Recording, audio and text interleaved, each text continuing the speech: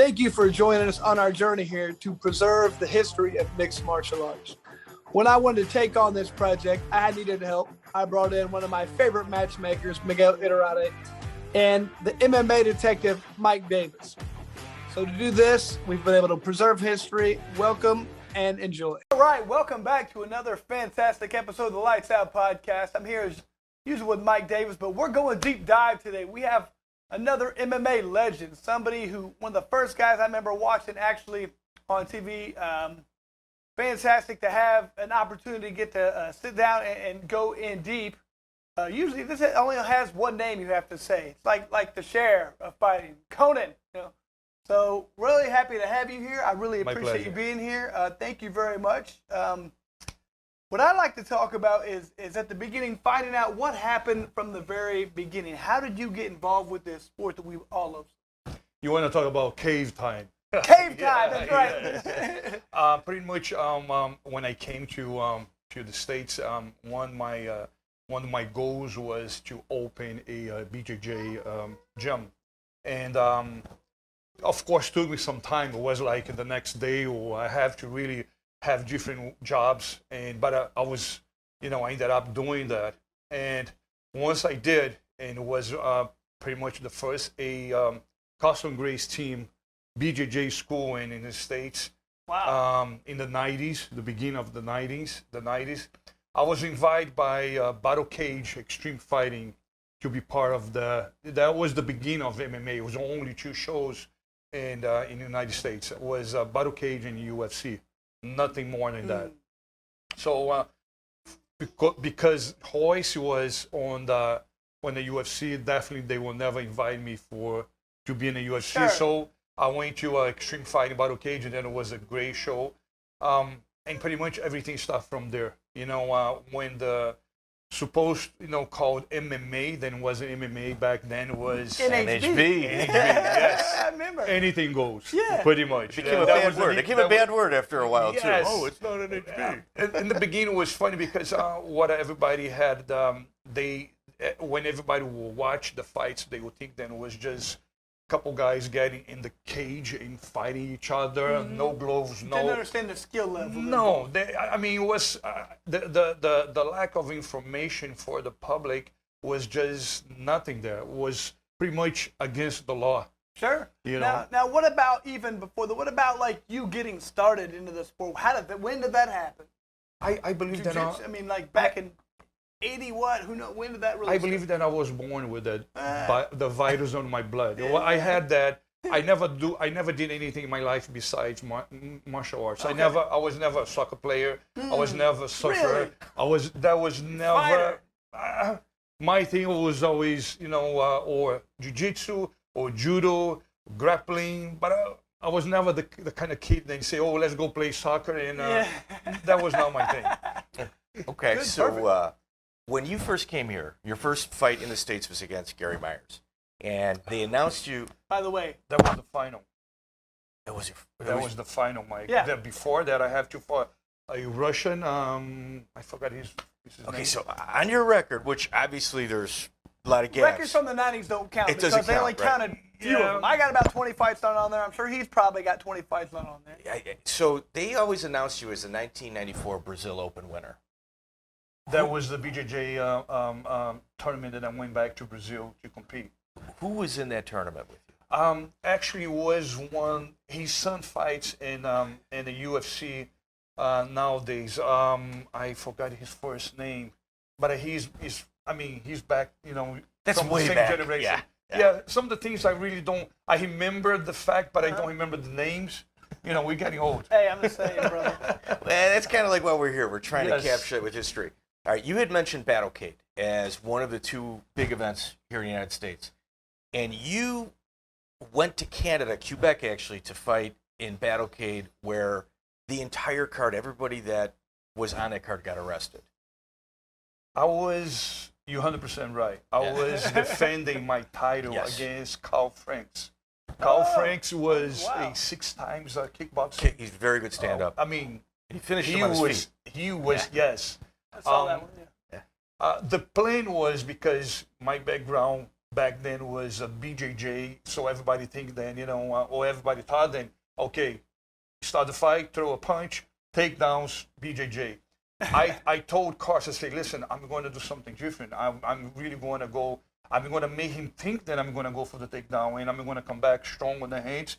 And my hands wasn't that good, but heavyweights, they throw punches. That's what I think. I mean, he just won. Yeah, exactly. So I think then that's exactly what happened. I won the fight in 1 minute and 15 seconds. Jeez. I was extremely happy about that. Till the time I went back to the hotel. Okay, so when did you know that there was going to be problems with the law? We didn't know because... Even in the airport? No. The thing is, the law just can't arrest you after you commit the crime. That wasn't a crime. It was a political controversy, political, whatever it was, then the Indian reservations allow us to fight. So actually the police was watching physically in the place to make sure that we will fight, because the Indian was, they sold to the promoters saying that, don't worry about it. There's a range of reservations. We have our own law. You can come over here and fight, and you'll be no problem. And that was not true. That it was, it's part of a Canada. It's part of a Quebec law, whatever it was. So, long story short, I won the fight. I'm so happy. I'm ready to celebrate with my friends. Took a shower quick. I have like 20 people with me. Let's go have some dinner and some drinks. Yeah. Exactly. And I see about 30 police officers walking into the hotel. And I'm thinking, because I saw all the cars outside, I'm like, man, somebody's got a problem. In trouble. Somebody has a problem, a big problem. Yeah. So the guy then was leading the police officers. The group went to the front desk, and it was a 30 seconds talk, and he comes in my direction with the Russian middleweight picture. I forgot his name. Okay. By the way, you guys know that guy. And when you, of course I say no. Of course, never heard of him. It's a Brazil street cred coming through. Know when something's not right. In my guts, like, oh my God, why did he want? So he goes back to the front desk, and he comes back in less than a second. He say, you don't know Igor Zanovia, but you know Conan, right? And I look at my picture in his hand, and it says... You say double no. I say, I guess... For sure no. My twin brother, he just left. 100% I guess no. I do. I could not say that. And he's like, I'm so sorry. But exactly like that. He was sorry to arrest us. He say, I got to arrest you. And I say, I didn't do anything. He say, you did. Illegal prize fighting. I'm like, what kind of charge is that? It's less than you get a ticket. It was a very low, money to get paid. It's really not a prize. You don't get arrested. I spent more to get here than I did win. And say, yeah, but you got to understand, it's a political thing. Yeah. So I got to take you in.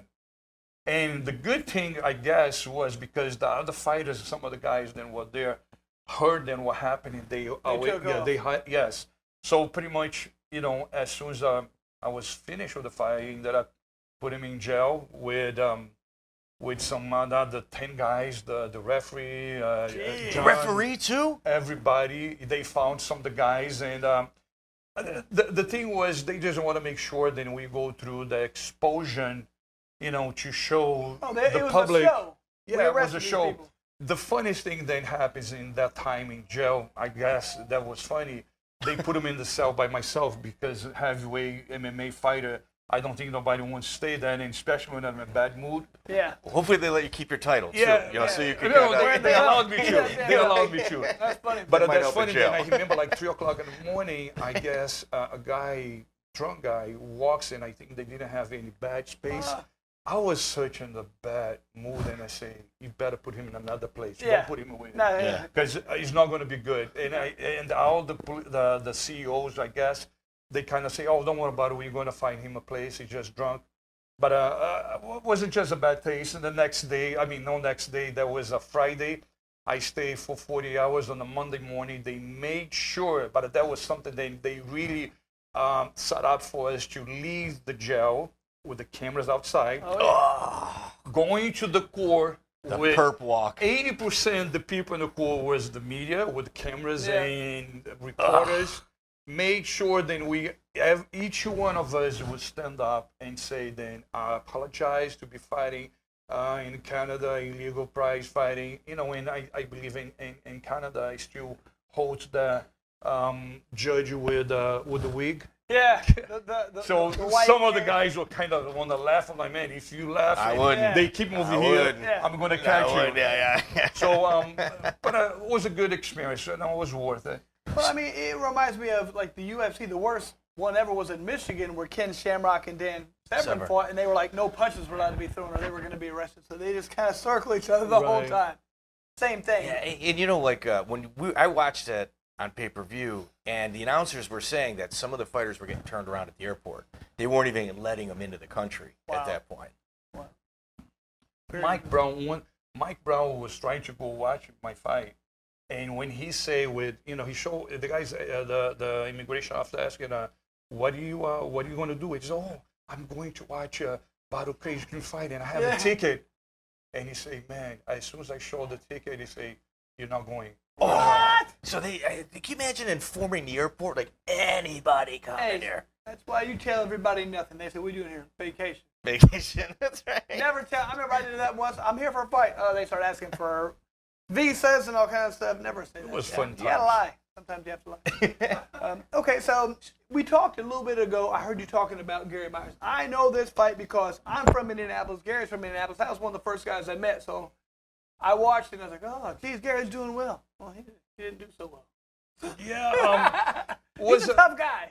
Super tough guy. Oh. I mean, don't play because he's a small guy. Very tough, very strong, very skilled.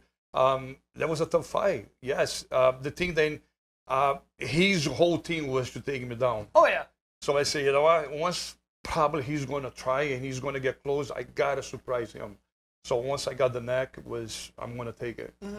I didn't miss it. Yeah. No, it's good. And can you describe your transition from the Brazilian top team to the American top team and Dan Lambert? Pretty much the BTT, the Brazilian top team, was the former fighters from Carlson Gracie. I was never a member. That was the place. Then I have my old friends. Then I train over there. Yeah, I mean, if you say training there makes you a member, I was, but I was not like Minotauro, Big Nog or Little Nog. I was never a guy. Then was make decisions with them. Pretty much, we were very close friends because Carlson Gracie, and that was the place that I feel most comfortable to train because one of my good friends, Babel, then was another one for Carlson Gracie. And as much kind of sounds like came from there, but American top team has nothing to do with the Brazilian top team. That was just a decision then we made back then to get away from Silveira Brothers because that was the name before American top team. The time we met, it was still, I think, if I'm not wrong, was the Silveira Brothers.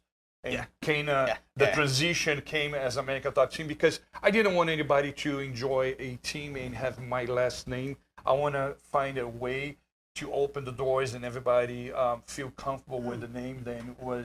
So that's what American top team came from. Okay, so going through some of your fights, if you look at your record, you didn't have easy fights. Never.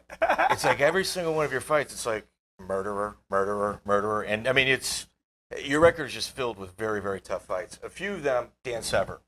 What do you recall from about that? Tough fight. Oh my God, tough as a nail. Let me tell you. And I do believe also giving him all the credit. He was a very smart fighter. Yeah. You know, I'm not going to just say a good wrestler. No, he was very smart, intelligent fighter.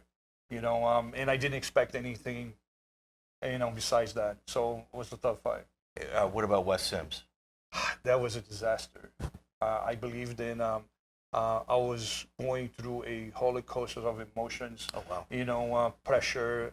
I just find out probably the day before or pretty much the 2 days before the fight, then the UFC was going to sign me up, and I'm like, oh my God, why you got to tell me this right now? Yeah. I mean, it's a lot of things than when you not only as a fighter, but I was a fighter, always being fighting / coach. Right. So no excuse, he did what he has to do. I never gonna come up and say, I had a headache. I don't care. It is what it is. It is what it is. Yeah, it is what it is. You stepped into the ring. Yes. If I had one arm or one leg and I accept the fight before, I'm still gonna go like that. And if I lose, I lose it. I don't. I mean, I fought Mauricio Smith in my first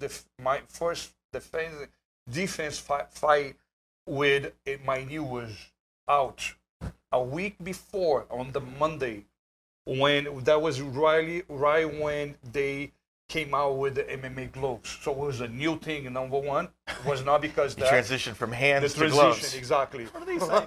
I blew my knee on Monday on my last training.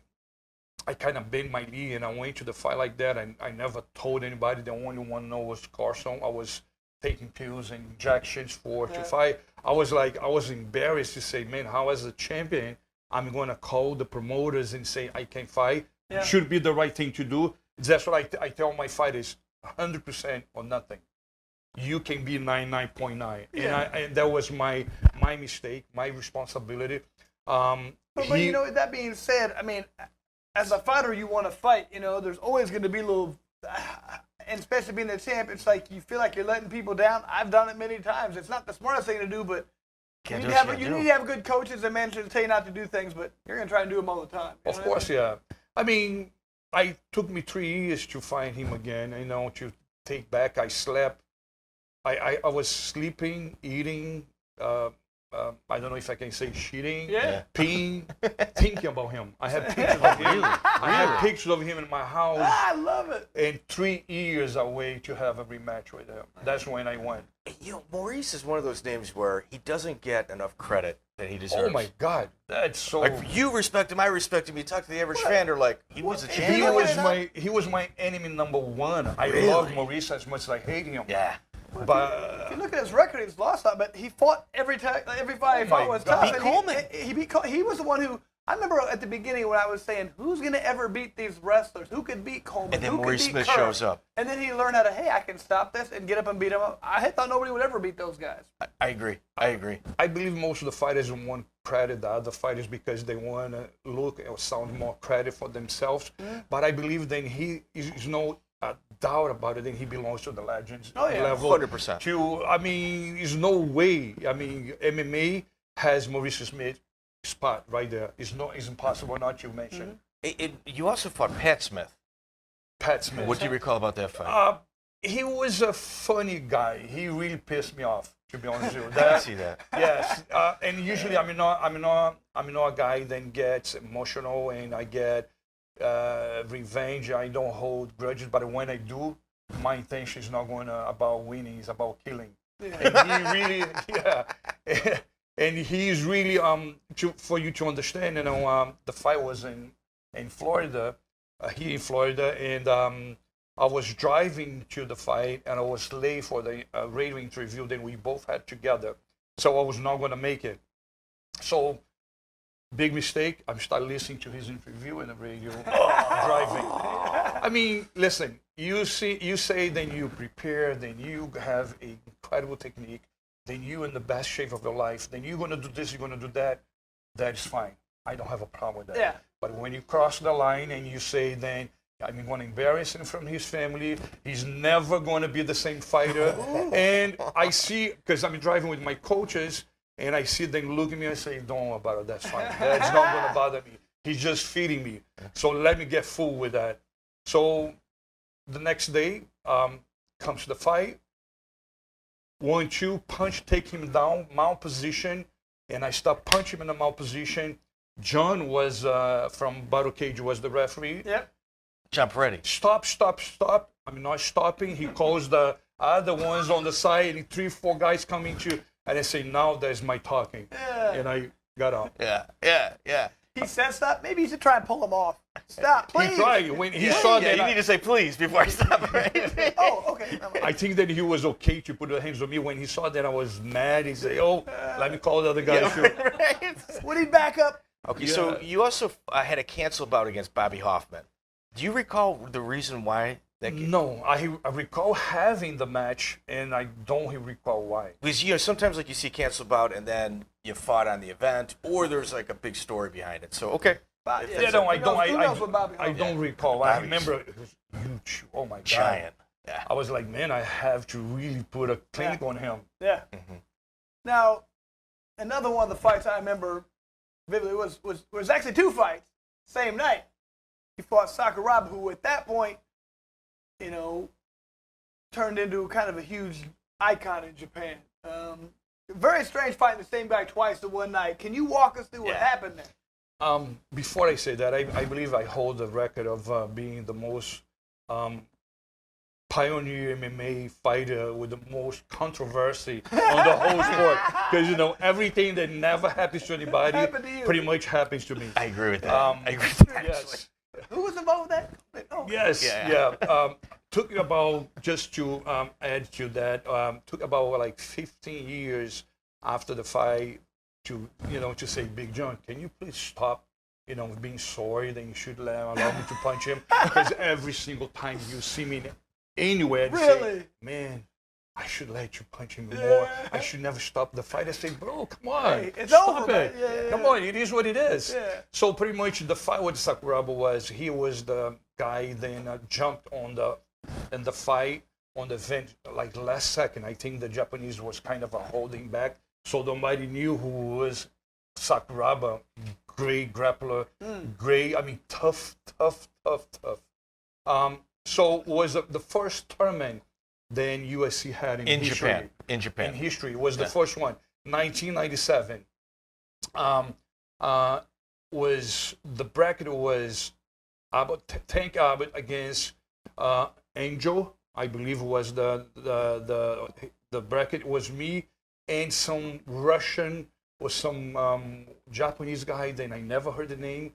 Kind of, I don't want to say it was a kind of setup, but it was. Sure it was. I've been So, Japan, I know. Yeah, in Japan? Yeah. Yes. So Tank and Angel, they kill each other. There was no way they could come back. Not even if the fight was in 2 weeks, they were able to come back. They kill each other. So on the last second, they took the other guy and they put Sakuraba to replace him.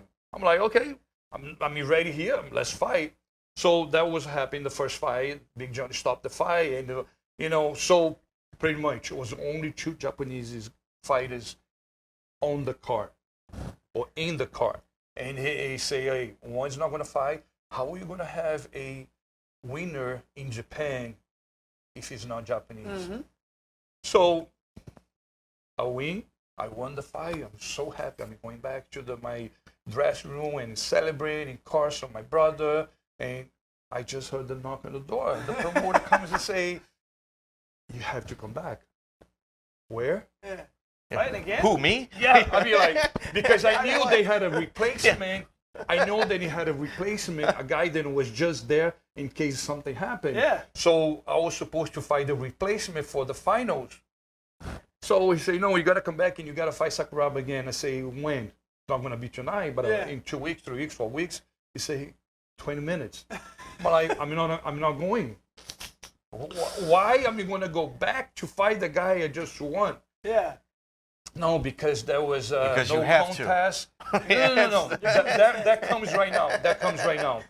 So he's like, was a back and forth. I'm like, I'm not going to come back. And my brother comes to me and say, hey, stop for a second. Take a look outside. So I open the door and I look outside and I say, man, why about this Japanese in a black look at suit? the tattoos on them. No, the black suit waiting by my door. I'm like, what's wrong with that? They're not referees. They're not part of the commission. And he's like, and my brother said, hey, I think we got to come back and fight again. Can we negotiate another bout price? I would say then, I'm not trying to come up like a, special, strong, but I'm not a guy with fear. No, I don't have that. But Sure. when I saw that people outside in the country, then I don't speak the language, I don't know where I am. I have no idea what's going to happen. I'm going to say, from here to the airport, anything can happen. I'm like, my mind was not that anymore. Sure. I'm like, I just want to fight whatever Get this over happens. with. Let me go back to the hotel, let me get my stuff, pack, and leave. That's exactly what happened. I mean, I fought and he got me. I'm like, okay, can I go? I want to go. I was so quick from the cage to the hotel and packed my stuff. And I went to the airport like 15 hours before my flight. Say, I'm going to stay here. Jesus. Wow. We always ask the old school guys, because obviously, you're from back in the day. Rickson Gracie, is his reputation on the mat as good as what everybody says it is? Definitely is a guy that's being, no, I'm not even going to say for the fact that he comes from a family that he's coming from. Incredible lineage. I'm not going to put it down on that. I'm going to say then, yes, he was very skilled BJJ back then. I think then he has for the what I know from him, I'm not like really close, but we know each other. Great mind. Yes, for I sure. believe then went through a lot, in his personal life, and he's still showing, defending, creating, promoting BJJ. I think that is all the credit. Now, in your opinion, why did he and Gokor never fight each other? I don't know exactly why, the reason, but it's so many fighters and so many fights that didn't happen back then for some reason. They never did, though.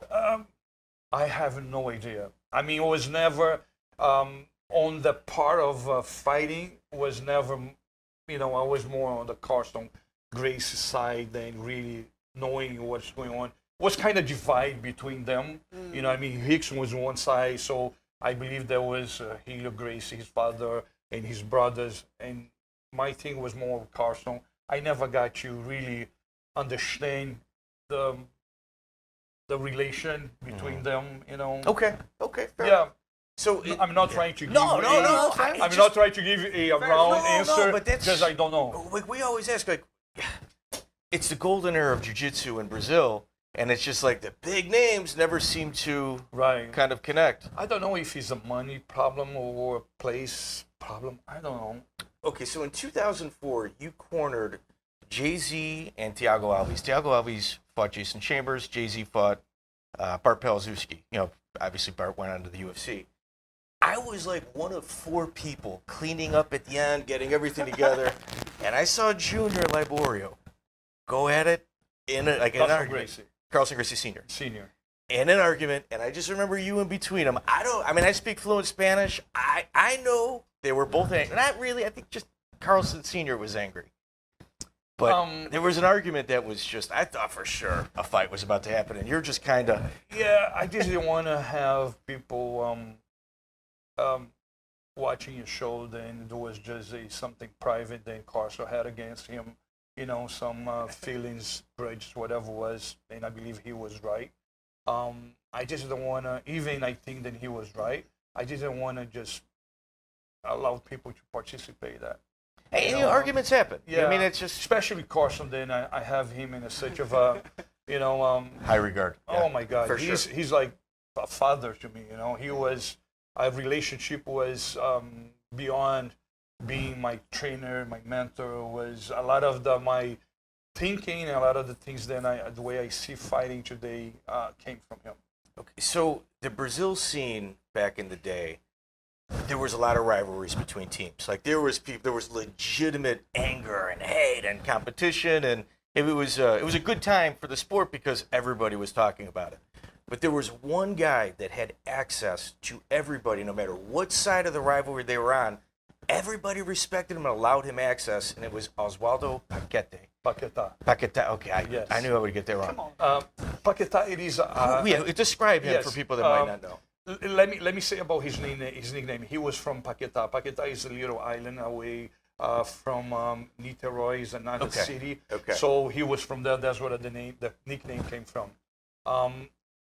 He was the only one that I know that he could go to any gym, any competition, any tournament. Doesn't matter if it was BJJ, MMA, anything goes, whatever it was.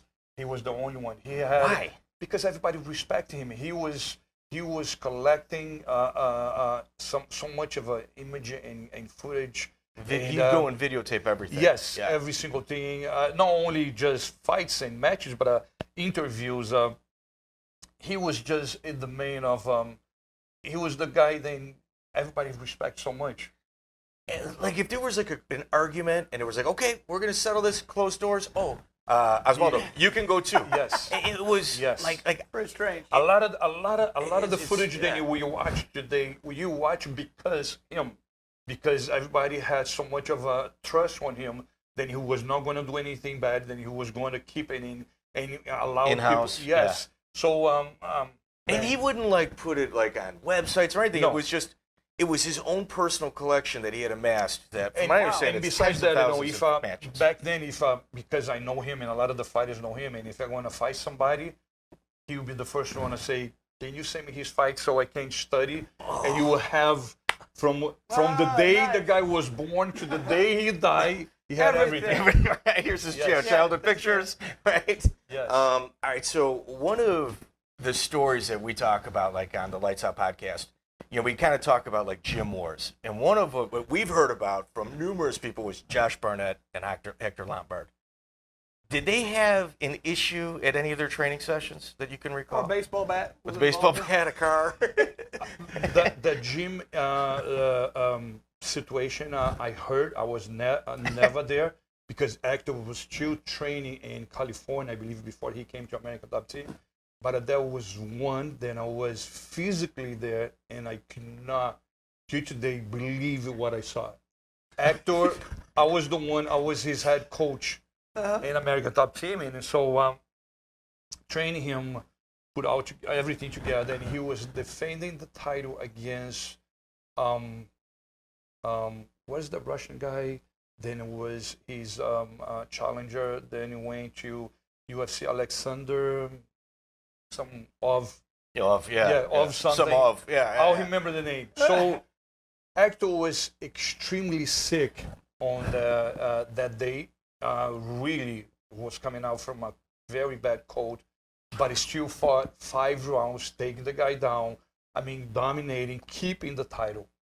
First thing that I saw that Hector did, because I caught him watching, and he saw Barnett sitting there, and I think because the previous problem they had before, and has to do then the reason why he was invited to leave the gym back then because of fight with MMA gloves against Barnett. I mean, kind of something like that. So I saw it and I'm like, oh, that doesn't look good. Yeah. As soon as he walks out from the cage, I see then Barnett is following him.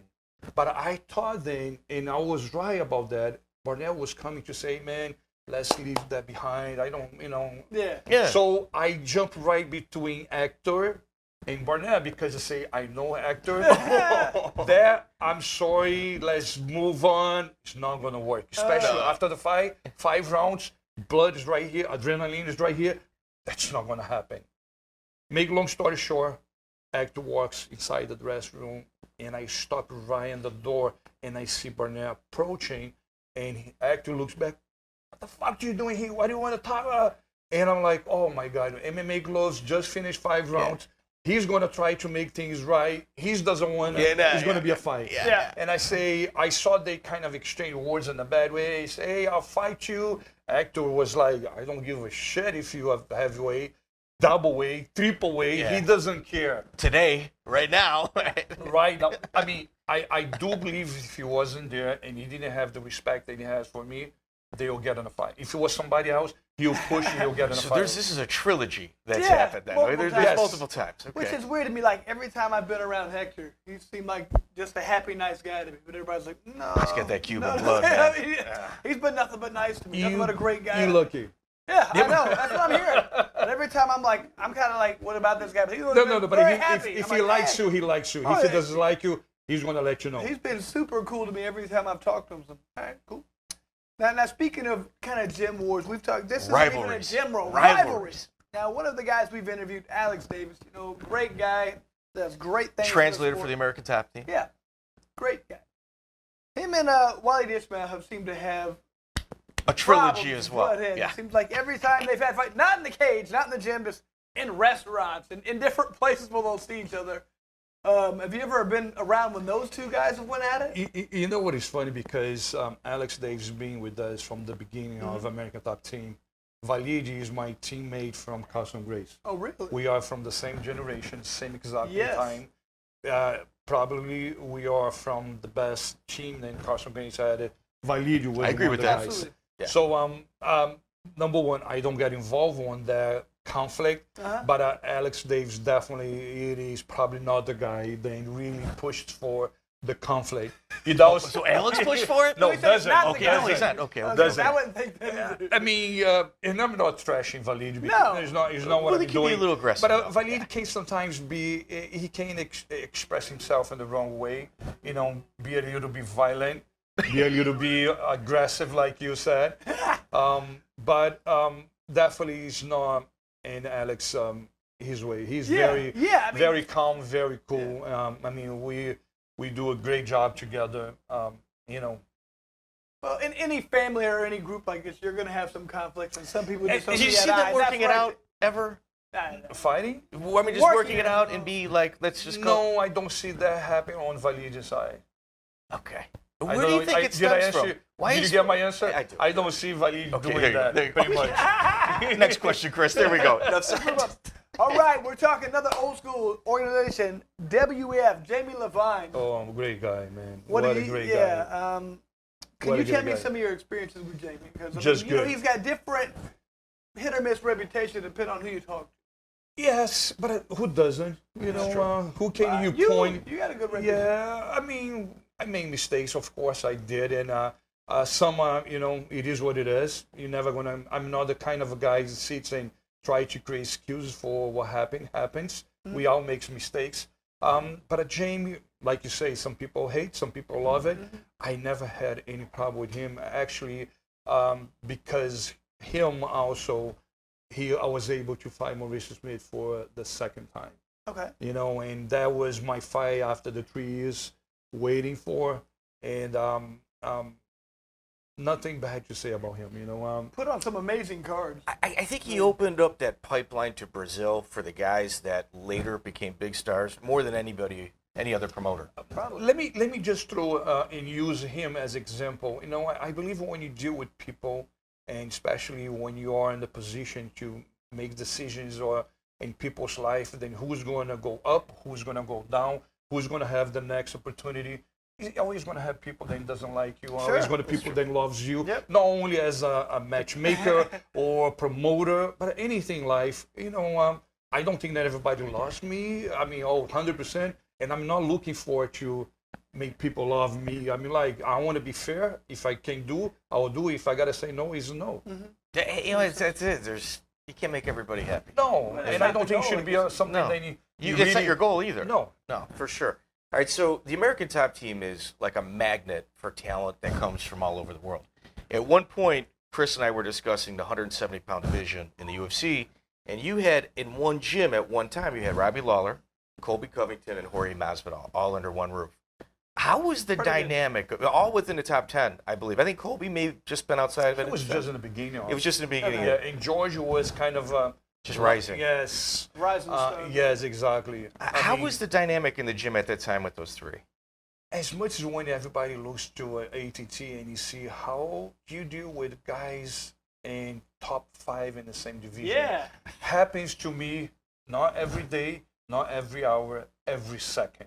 Okay. Every second I have guys on the same division after the same exactly gold training under the same roof. So That's rough. no, it is not. And I will tell you this, not that I try to come out like bad, but the way I see is like this, and that's, I'll put it in some kind of a knowledge way. You have 2 kids. One kid you pay for go college, you give him a support, and you make him a doctor. Comes the second kid, he say, Dad, it's my time to go to college. Are you going to pay for it? Oh, no, I already paid for your brother. I don't care. You do whatever you want. That is not what we got to do. Yeah. If I help you, I'm going to help him. It doesn't matter if it's a secret between me and you. I'm going to do exactly the same thing for him. You have to. I see our position, and especially coaches and leaders on our team, then it's not a option. It is an obligation. It's being fair. You have to look for a equal balance for everybody. See, when Chris and I were talking, like, we imagined Dan Lambert having to play like the human resources department, and across from him he had a guy with a Trump hat on and a bad suit, and having to explain to him there's certain things you shouldn't say. And meanwhile, the guy's very wealthy. He's got one of the greatest gyms in the world, and he's getting pulled into like almost like a circus act. It's got to be a phenomenal thing to watch. Yes, I definitely think that you 100% right about the disturbance that happens all the time. But we haven't been in a search of harmony for the past 5-6 years, I believe. Never ever before, ever. So even with everything that you can say about problems and situations, I'm going to say it's all good. It's all good. It's the heads of the team are just so in peace, and we the whole thing sounds like a symphony. You just got to listen and enjoy it. These are all problems I've never had in my gym. Yes. We have one guy who might make it to the UFC. Yes. Yeah, but you know what? I'll give you an example right now. I have Pedro Munoz and Marlon Moraes on the same division. Oh, wow. They French. Yeah. And they are not, they probably right now are in exactly same spot on the title. And the question would be, what are you going to do when that comes? When that comes, when the problem presents, we're going to find a solution. Yeah, why find a solution for a problem that doesn't exist Exactly. yet? I remember when I was on that Ultimate Fighter, me and like then Thomas trained together like every day, and then they set the matchups, and it was me and him fighting. We're like, the day before the fight, we're like, we've trained every other day. We might as well work out together the day before the fight. So we did. That's good. It's no big deal. You do what you have to do. Yeah, very interesting. By the way, so impressed with what you guys have done. You guys have developed your own bare knuckle division at your gym. Is that correct? You got like Paige Van Sant, Thiago Alves. You got people there who are actually just specifically doing bare knuckle, and that's phenomenal. I will tell you this, I'm going to use your observation and add something to that. I am a guy, or I say then the team's policy, it is based in obsession. Mm-hmm. And when you say obsession, it's kind of a heavy word to put it together, but I think that obsession has a positive, very positive side. That's what makes you be better than anybody. That's what makes you get a first place. That's what makes you win. You have to be obsessed with what you want. Don't come to me and say, I just wanna, because everybody sits in my office in front of me and comes to the ATT. My first question, what do you want to do? I want to be a champion. I say, I already know that. You want to do what it takes to be a champion. Yeah. If you don't have the obsession, it is two different things that are complete to the extreme. Yeah. But if you don't have the obsession yourself in anything you do in life, and I'm not one bit afraid to say, I am like that, I live like that, I breathe like that. Mm-hmm. I don't take second place. Second place for me is exactly the 1,000th place. Mm-hmm. I'm not here to compete. Mm-hmm. If you say, but that's fine, you're competing. No, I want to win. Yes. I want to win once, twice, every single time. Mm-hmm. And I'm not one bit afraid to say that to anybody. Obsession. Mm-hmm. You have to be psycho about that. And that's exactly what we are. Cycle. Yeah, I agree. Like I would say, especially when it comes with fighting. Maybe, I don't know, maybe if you're just fast, maybe you don't have to be as obsessive to run track. I don't know, or maybe other sports. But in MMA, fighting, anything, I think obsession dominates your life in this. Maybe it's in all sports. I don't know, but especially in this sport, I think more so than some of this. It has to be a personal thing, Chris. It has to do about what you want. Yeah. You have to understand the dependency that you have about somebody else is a lie. You don't depend on anybody. You depend on yourself. Agreed. So took a lot. Took about from 2010 to 2015. That's when we got the first title with Robbie Lawler. Mistakes, conflicts, ups and downs, everything that you can call. But one thing, we never really stopped thinking about what we want. And if you say, are you happy with you have, you have Amanda Nunes double champ, you have Poirier fighting and this and that, I'm going to say, no, I'm not happy. We don't have all I'm the not time. happy. It's not enough. I want to be. It's not enough. I want you to call me and say, how did you do that? You are champion in every division and every promotion. You guys are beyond the best. I'm waiting for the phone call. If you're gonna have that, believe me. Hey, that's what you need to shoot for, man. You You got to have to. shoot for the stars, and what else can you do? Okay, we're gonna give you just some different opinions. I'm just gonna throw some names out there. He's gonna throw some names out there. Hi and Gracie. A lot of controversy, with his name. A lot of fights. A lot of people that loves, people that hates. My moments with him was never. We always talk. I was never close to him anyway. Probably close to his brother in a way to see and talk. Renzo Grace. Sure. But I don't have I don't have an opinion not because of what the people says or not. I just don't. I was never close to him. Okay, so you didn't have that much interaction with him. No. What about jungle fights? We was a big fan of jungle fights. That was too. Yeah, I think there's a lot of people fans with the jungle fights. A lot of fighters came from there. I believe they opened the window for a lot of guys projecting from Brazil, to the international level.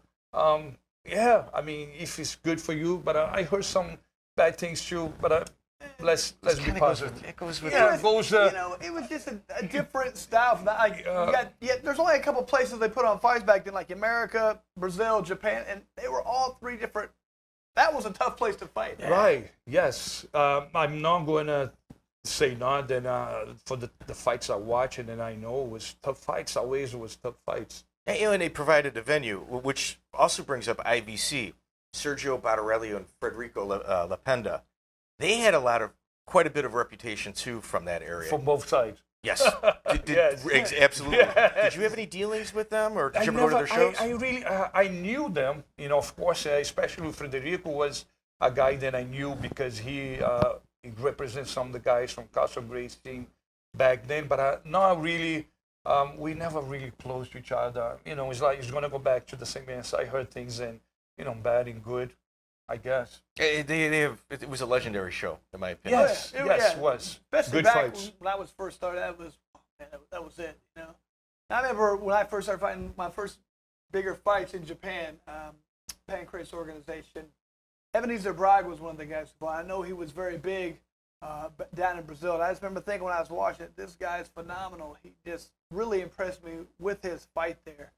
Did you have much interactions with him, or I'm sure you were on the same scene back then. What can you tell me about him? With Braga? Yeah. Yes. You see, back then was some of the guys that really had the idea about what it was the MMA, let's call it like that. What MMA translate to as a fight. Not only stay on the BJJ. I'm good at BJJ. Yeah. He was a complete fighter. One of the first complete fighters. Yeah. The only guy before him, and actually, is kind of I can't even bring to the same level as Carlson Gracie Senior. They had the mentality since he was 17 years old to fight. Even his BJJ was from a different planet, but he was a guy that made us to do everything always. Good. He would take us to the boxing class, to the multi class, to swimming, to lift weights. Oh, wow. Yes. And he's not saying to you, I'm going to go with you. That's a family. I want to see you doing.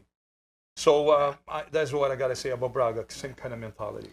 So, like in the early days, there was a lot of personality coming from Brazil to where us in the United States, we'd just be so thirsty for the information, one of which was about Luta Livre. Yes. What's your opinion of them back then, and what is it now? You see, back then was probably when my 15, 16 years old. I have and definitely it was a blast to be able to go in different places. Even they are rivals, they didn't like each other. Because the people, they had a lot of influence in my life as a martial arts, like Marcio Silva, Marcos Soares from Canada, Paulo Boca, Roberto Leitão from Luta Livre. I was able to train in different places with different people even probably some place I was the only one that I was 16, 17 years old, with people that was ready 30, 40 years old. So I was able to have that piece of information that nobody had it. And definitely, even competing in Luta Livre, I did. Nobody knows that. I was 2 different clubs back then, and the one was from Roberto Leitão. Then one is a legend in Brazil in the Luta Livre. And he had a tournament, and I represent him against a guy from the other team that was supposed to be the #1. And I was a purple belt in Jiu-Jitsu and probably purple belt in Luta Livre. I ended up winning. It was because the access to that kind of training, information was just amazing. So when you talk to people about you that have worked out, like in your system as well as have direct contact with you, out of everything that you bring to the table, they say the aspect that you are best at is relationships. They say the way you communicate with people and the way you make things come together and kind of describe something so people can understand it is by far what you are best at. That's what people tell me. So Dan Hornbuckle being one of them. What was your relationship with Dan while he was training with ATT? Great. I love Dan. Buckle, I call him Buckle. Great experience, great fighter. Had his time. Nothing bad to say about him. It was just my relation with my fighters comes to very close as my kids. And it's not only because that, but I do believe when I'm invited to enjoy your journey, your dream, and I have a responsibility to be on that dream that you want to make through. I have to be responsible. I have to try all the time to find the right thing to tell you and make you understand that, yes, it's not going to be easy. You're never going to hear from me then, oh, don't worry about it. You got it. It only gets better. It only gets better. Just get worse. Just get worse. It is funny because, every time I talk about you being a title contender or you going and you getting top 5, like, you think that now is bad? Yeah. Oh, you're going to become the one that everybody wants to eat your ass. Yeah. So you better be ready for the worst because, you're going to be more famous, you're going to make more money, yes. But the responsibility, the weight that you're going to have when is going to be beyond what you expect. Yeah. So my thing, yes, I do believe in what I don't know, maybe as a gift or as ability, I don't even think about it. It's just to make sure that if your mind understand and yourself are clear and you conscious about make a decision to win, right. So with that was like that's not just specific to Dan Hornbuckle. Like I remember I was fortunate enough to fight Thiago Alves once a long time ago, and you were there. What kind of the same thing with him, or what can you tell us about your like Thiago? Same thing. Thiago, I know him since he was 19 years old. That's when he came to ATT. That's wild. So he's a 100% product of American Top Team. 100% born and raised in American Top Team. Pretty much. Go ahead. All right, so one of the things, like we're talking about guys, there's a lot of personalities in the gym. And some of them are real dedicated, loving, caring, easy. And then there's the other component where people are a little more difficult. And they're a little more complicated than the other fighters. Now, we had talked earlier about Hector Lombard. Another one that kind of falls in that category is Thiago Silva. Not very different than Hector Lombard. This is like brothers? They're twins? Pretty much. Exactly the same. They're born together, not even one after the other. So how do you connect with somebody like a Thiago Silva and still be able to do that with a Thiago Alves or somebody like that? The first thing, and that's my opinion, that's the way I see it, the way I think, the way I feel. You have to understand the person. Most of the people, they try to change somebody for them to try to understand. I don't do that process. Okay. I try to understand you and see where I can get you in the way that makes you feel more comfortable. Kind of a psychology, probably a little bit beyond that. Because if I try to change you, and I gotta ask, who am I to change you? What am I gonna do with you? You already done. You're there. I'm not gonna try to do that. but I definitely gotta show you. Then you can do what you're doing, but I look things in a different angle. You know, and sometimes that's what we miss, just to look things from a different angle. Now, one thing I really like about what you guys do, I mean, this is one of the best things, in my opinion. You have a lot of former fighters who actually come back and become coaches with you. I know Dennis, like Mike Brown's. I mean, what is that something you guys actively want to do? Because a lot of times when people are done fighting, what do? You know, I mean, is that something you guys want, or do you just like feeding off their knowledge? What is the relationship there with you guys having other fighters? Like I said, like a Mike Brown. It is no intention and it is with intention at the same time, because not everybody then who is a fighter can become a good coach. True. Or that's very true. Yeah, the other way I think then sometimes you to be and I gotta be careful the way I'm gonna say that so I don't offend anybody. But in my opinion, and I take responsibility to that, I think then for you to be a coach, you have to taste to be a fighter. I agree. It is a piece of the language that you're never gonna understand and be able to speak if you've never been a fighter, especially become a MMA coach. Couldn't agree Not more. cheating anybody, throwing anybody under the bus. No. It's just my opinion. I think then you do have to have the experience. Don't come to me and say, my wife slapped me, or I have a pinch, or I fall on the street, so that is a fight. No, you should that see me is at the not bar. a fight. I'm a monster. Yes, that is not a fight. Yeah. That is not a fight. A fight is going through the process. Then the you training have to, camp, everything, the mindset, pressure, the pressure is the biggest thing people. The sacrifice, everything. Well, I couldn't agree more. I remember even when I was going to do some commentary for the bare knuckle, I said I got to do that. I had to have 3 fights just so I could say, okay, I get what this is about now. So I 100% agree with what you're saying. Right, and I think that that is one of the good things that happened to us. Every single coach, every single one in American Top Team is a former fighter. I like it. So from the conditioning to the wrestling to the grappling to the Muay Thai to the boxing, everybody is a former fighter. So it is easy. It is a language. It is a communication that is just easy to. And some people you really connect with, and you can see like it translates in the fight. Amanda Nunes, in my opinion, is one of them. What is your opinion of your relationship with her?